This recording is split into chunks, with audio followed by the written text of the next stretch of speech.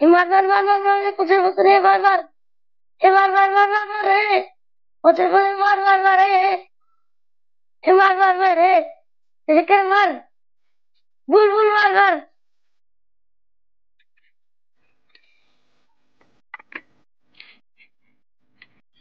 हुआ कि रे खाई बासे मार रो मु जाउची रो मु पे जीविनी पछरे खाइबी मार पछरे मार अरे तू पाठ पढ़ुଛୁ ନା ଖାଲି ମୋବାଇଲ ଧରିକି ଖେଳୁଛୁ ବା ସବୁବେଳେ ସେଇ ମୋବାଇଲ ଧରି ଖେଳୁଛୁ ଦେ ଚାଲେ ଖାଇବୁ ଚାଲେ ମୋବାଇଲ ଦେ ଆଉ ରୁଆ मोबाइल देले मु खाइबी ତୁ ଚାଲେ ଆଗ ଖାଇବୁ ପଛରେ ମୋବାଇଲ ଖେଳିବୁ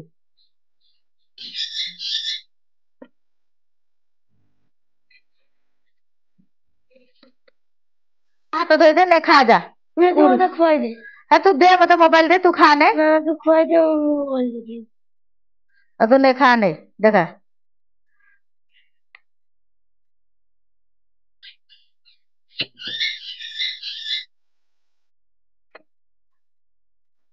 ନେ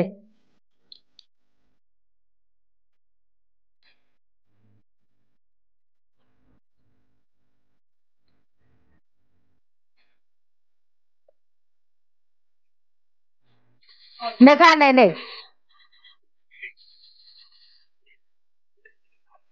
ଦେ ମୋବାଇଲ ଦେ ଉଠୁ ଯା ଛାଡେ ମୋବାଇଲ ଦେ ଯାହା ହଉଛି ହାତ ମୁହଁ ଧୋଇକିରି ଶୋଇବୁ ଚାଲେ ଚାଲେ ଉଠ ଯା ନେ ପାଣି ନେ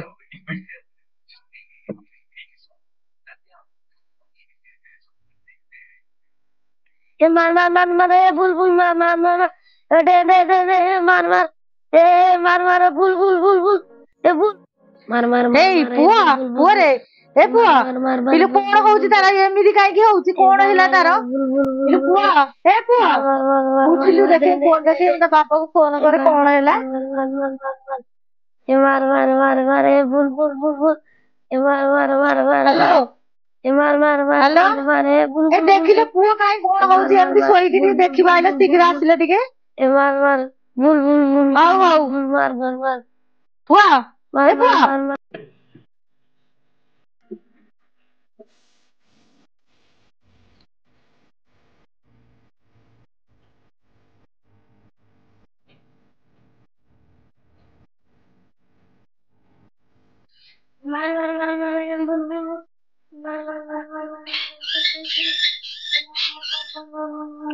କଣ ହେଲା କଣ ହେଲା ମୋ ପୁଅର ଭୁଗୁଲା ହେ ଭୁଗୁଲା ତମେ କଣ କଲ କହିଲ ପିଲାଟାକୁ ମୋବାଇଲ ନେଇକି ତମେ ନଷ୍ଟ କରିଦେଇଛ ଚାଲ ଶୀଘ୍ର ଚାଲ ମେଡିକାଲ ଟାକୁ ନେଇଯିବା ଚାଲ ପୁଅ ଭୁଗୁଲା ଓହୋ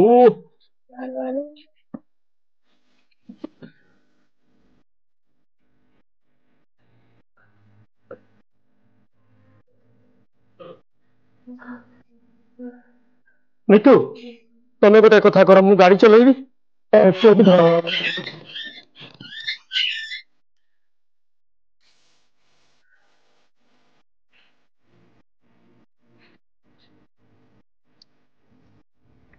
ଓହୋ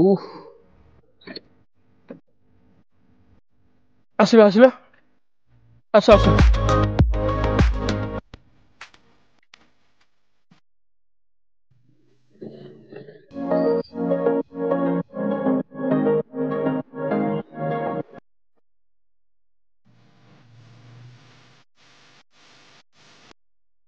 ଯାଇଥିଲ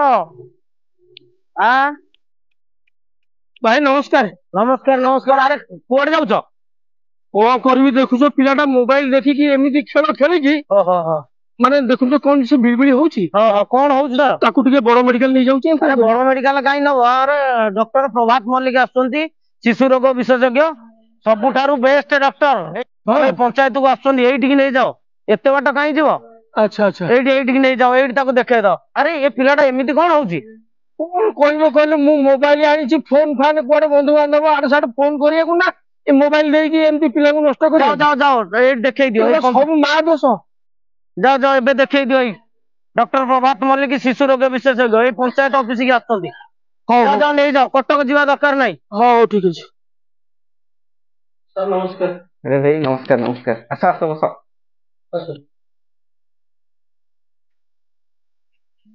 କଣ ହେଇଛି ତୋର?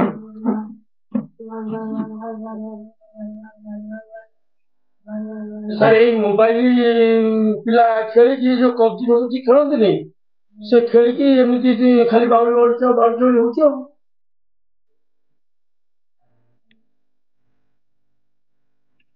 ଭାଇ ଏଇଟା ଗୋଟେ ସମସ୍ୟା ଆଜି ହେଇଗଲାଣି।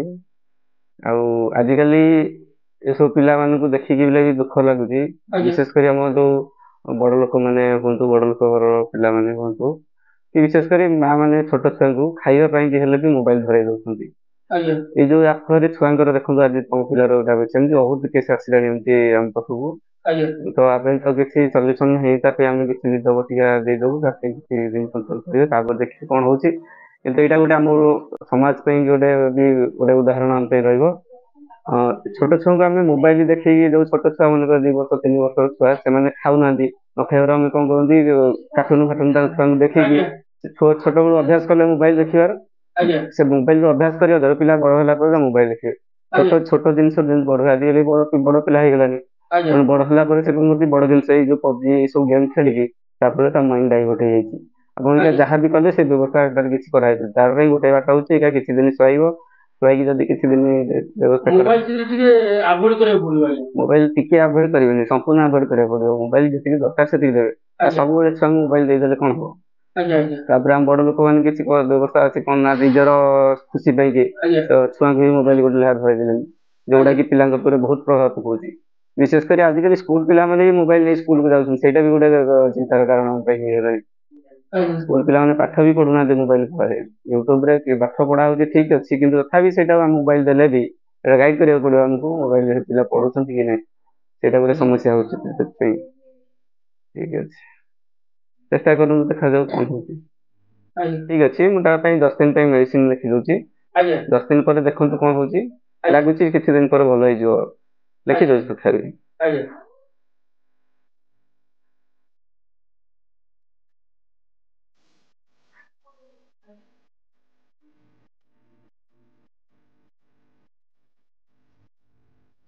ସମସ୍ତ ଓଡ଼ିଶାବାସୀ ତଥା ଜନସାଧାରଣ ମାନଙ୍କୁ ପିଏସଟି କ୍ରିଏସନ ତରଫରୁ ବିଶେଷ ଅନୁରୋଧ କରୁଛୁ, ହାତ ଯୋଡ଼ିକି ଆପଣମାନଙ୍କର ବହୁତ ବହୁତ ଅନୁରୋଧ କରୁଛୁ ଯେ କହୁନୁ ଆମେ ମୋବାଇଲର ଭଲ ବ୍ୟବହାର ଅଛି, ଖରାପ ବ୍ୟବହାର ବି ଅଛି। କହୁନୁ ଯେ ମୋବାଇଲ ଦ୍ୱାରା ଖରାପ ସବୁ ଅଛି, କିନ୍ତୁ ପିଲାମାନଙ୍କୁ ଟିକେ ଜଗନ୍ତୁ। ପିଲାମାନଙ୍କୁ ମୋବାଇଲ ଧରେଇ ଦେଇ ଆପଣମାନେ ଯଦି ଅଚିନ୍ତା ନିଦ୍ରାରେ ବସିଯିବେ, ପିଲାର ଅବସ୍ଥା ଆଜି ଯୋଉ ଭଳି ହେଇଛି ସେମିତି ଆପଣମାନଙ୍କ ପିଲା ବି ଦିନେ ନା ଦିନେ ଏମିତି ହେଇଯାଇପାରେ।